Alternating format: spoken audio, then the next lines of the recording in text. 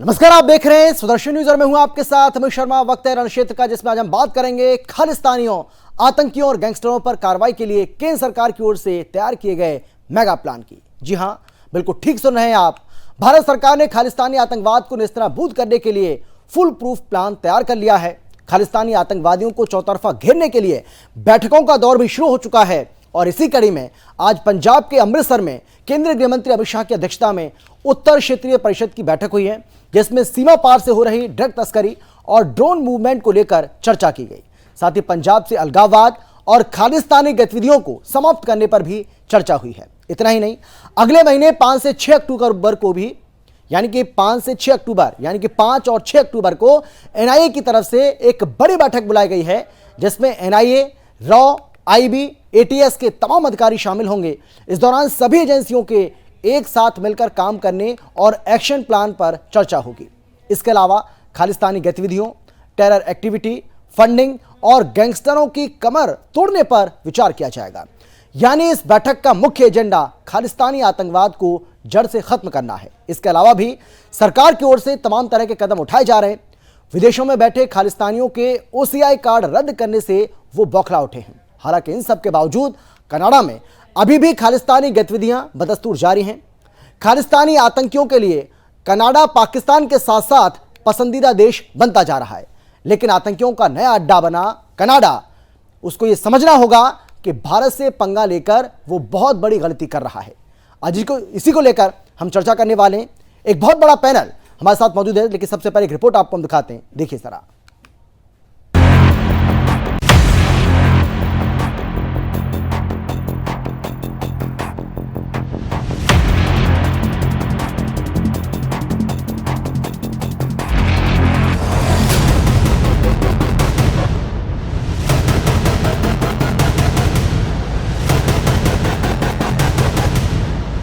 सरकार ने खालिस्तानियों, आतंकियों और गैंगस्टरों का खात्मा करने का खाका तैयार कर लिया है।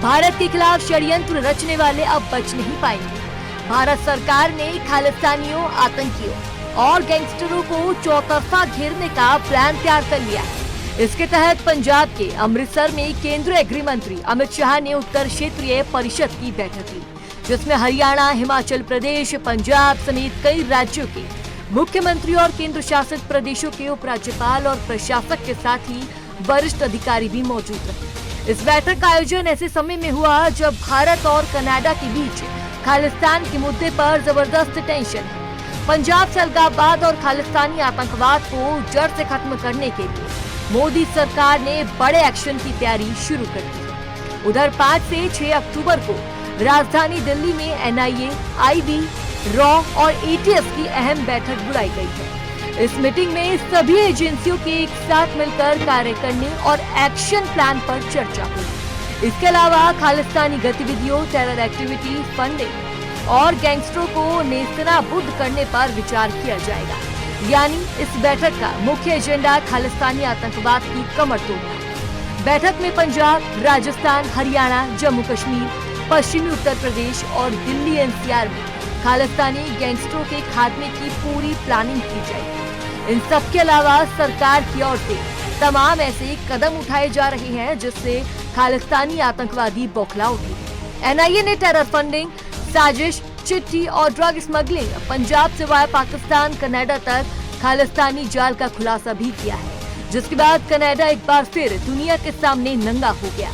बावजूद इसके कनाडा अपनी धरती से भारत विरोधी गतिविधियों और खालिस्तानी गतिविधियों पर रोक पाने में नाकाम साबित हो रहा है। कनाडा पाकिस्तान की तरह आतंक का नया अड्डा बन गया है।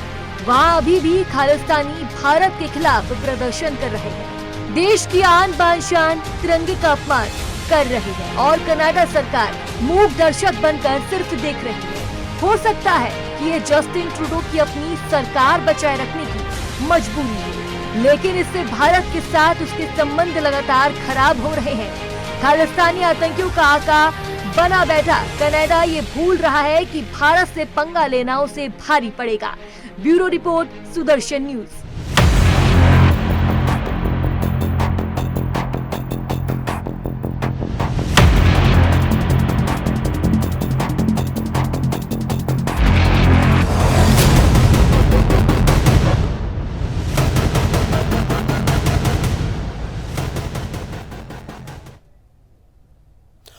खालिस्तानियों, आतंकियों और गैंगस्टरों पर बड़ी कार्रवाई के लिए मेगा प्लान, या यूं कह लीजिए कि फुल प्रूफ प्लान जो है वो तैयार कर लिया गया है और दिल्ली से लेकर के पंजाब तक ये बैठकों का जो दौर है अब आने वाले समय में शुरू हो जाएगा और शुरू हो भी चुका है।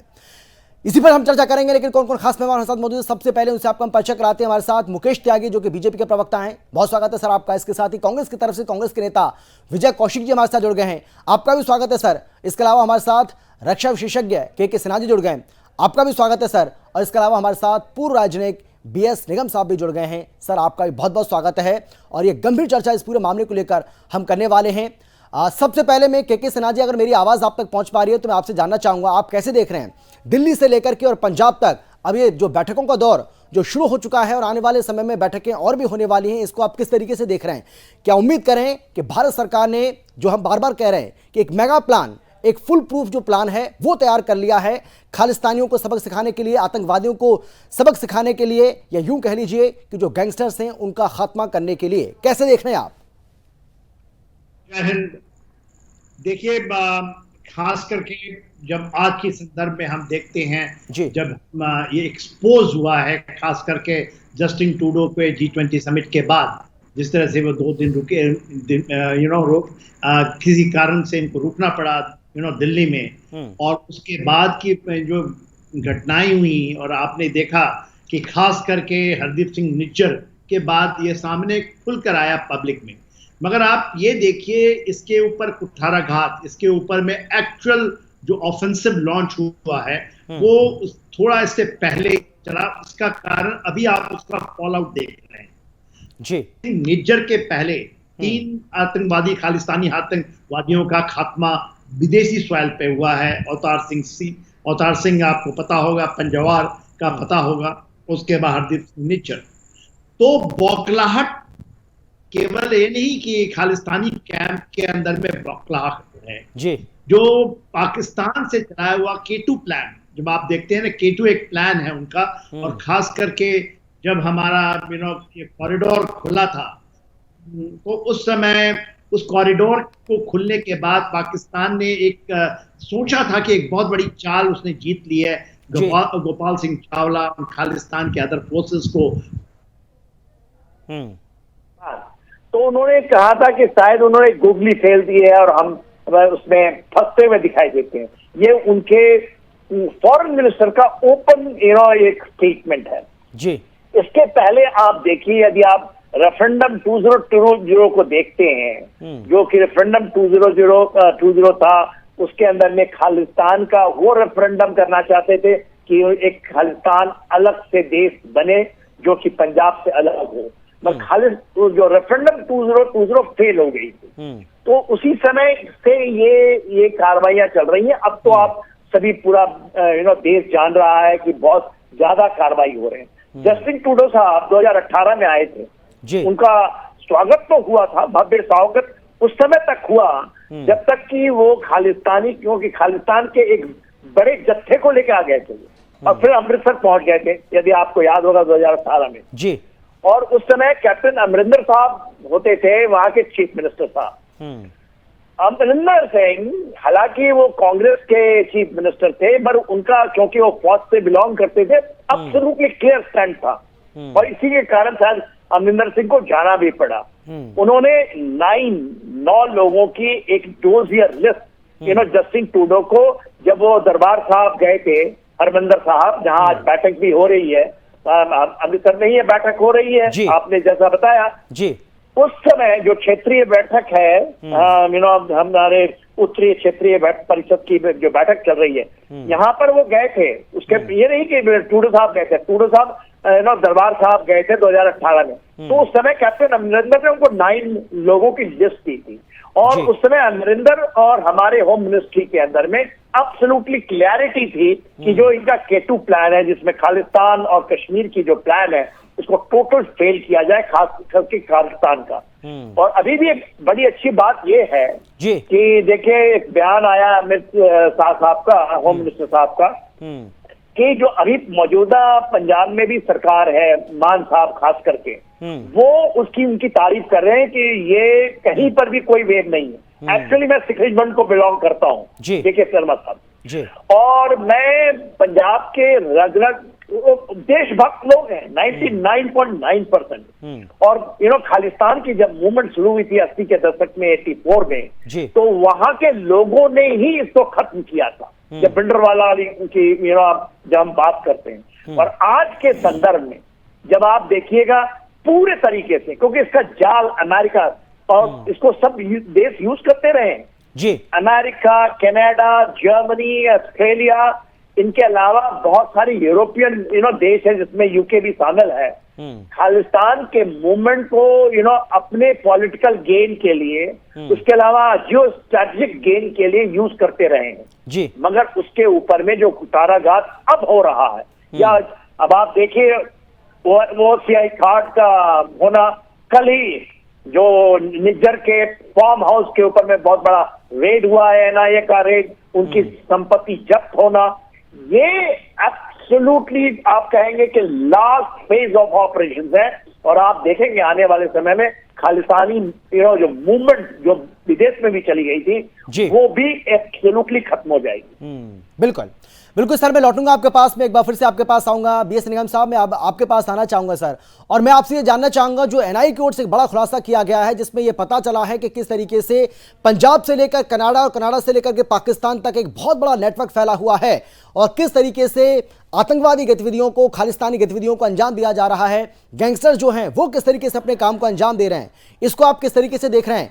और साथ ही जिस बात को लेकर आज हम चर्चा कर रहे हैं, भारत सरकार की ओर से जो तमाम तरह के कदम उठाए जा रहे हैं, अब पंजाब से लेकर के दिल्ली तक जो बैठकों का दौर शुरू हुआ है, इसको लेकर भी मैं आपकी टिप्पणी चाहूंगा सर, निगम साहब।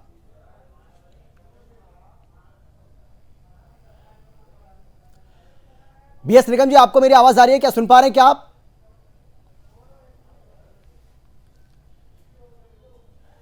जी बीएस निगम साहब, आवाज आ रही है आपको मेरी? सुन पा रहे हैं आप?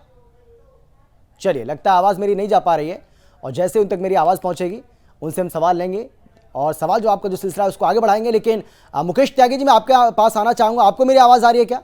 आप सुन पा रहे हैं क्या? आवाज़ आ रही है आपको? हाँ, मुझे आ रही है। आप सुन पा रहे हैं ना?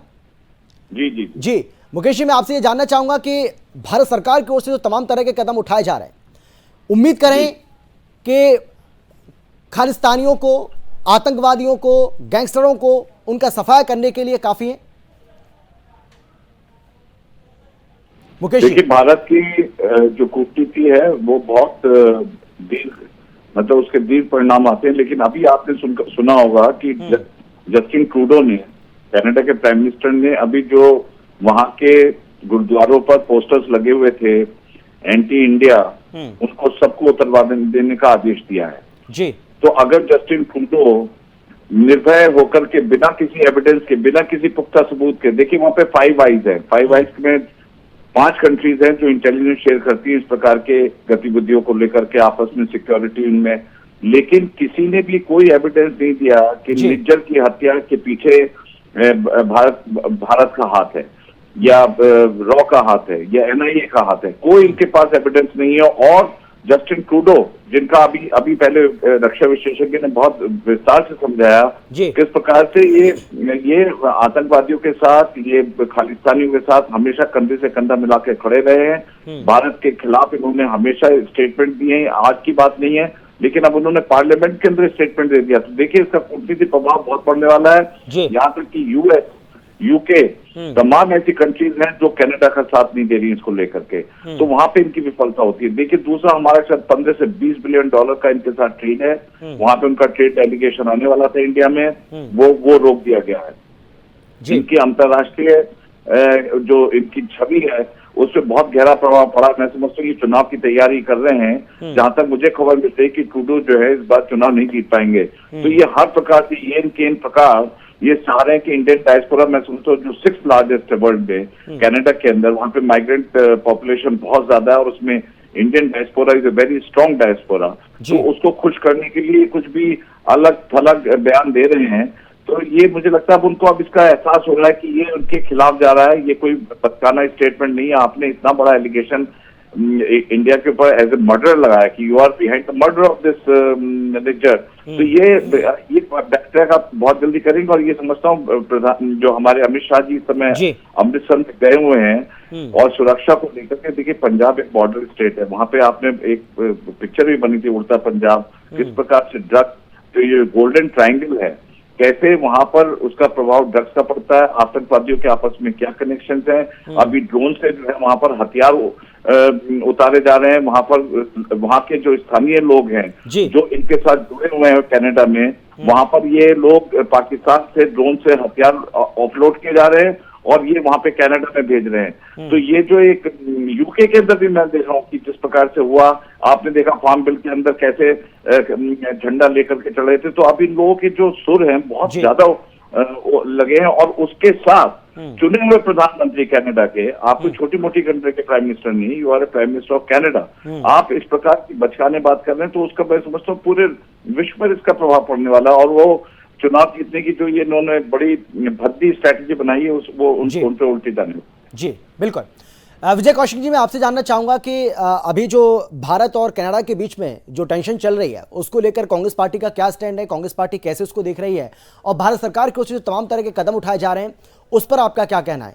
और आप भी मानते हैं, जिस तरीके से तमाम जो पैनलिस्ट हैं मेरे साथ जो मौजूद हैं वो ये कह रहे हैं कि एक सुर में ये कह रहे हैं कि भाई जो भारत सरकार की ओर से अभी हाल ही में कदम उठाए गए हैं उससे ऐसा लग रहा है कि कनाडा जो है वो वाकई में घुटनों पर आ गया है।